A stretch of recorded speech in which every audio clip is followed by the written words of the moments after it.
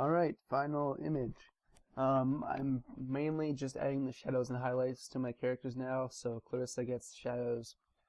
Stealing the colors from the previous small images on the right, which you can't see at the moment, those ones, and I'm tossing them on to the main characters. So Clarissa is getting the shadows and the highlights.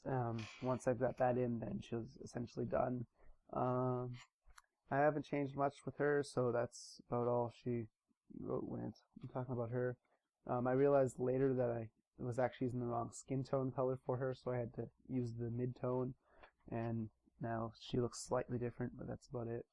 I'm adding all the highlights. I'm going to change the squiggle highlight, which is pure white, at one point eventually, which is kind of doing a straight line in one spot. I want to get rid of that.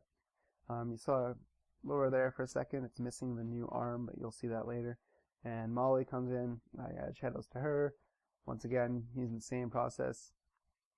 And I'm going to have to add shadows in a different spot once I put Laura on in front. So the shadows that are currently appearing aren't entirely visible, so I need to add new shadows to where Laura is in front of her, which you'll see in a moment.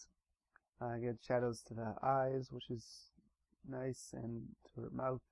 So there's Laura. Now I need to add a shadow there to fill in the spots where Laura is.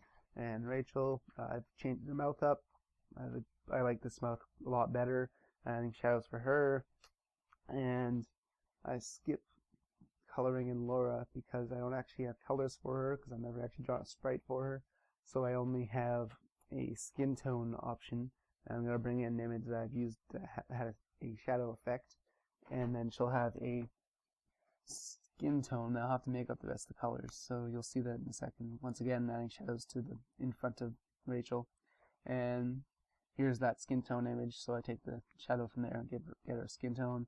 And I have to figure out colors for the rest. I just make them up from choosing a slightly darker and more saturated version. And this turns out pretty well. Just give her highlight, shadows, and all her spots. I had to darken the hair a bit because I didn't choose a dark enough color. Same with the highlight, I didn't choose a light enough color, so I do that. And add some shadows to the belt, which I didn't notice, and then I realized that I need to add in the extra arm that isn't there at the moment. That will appear in a second. There we go.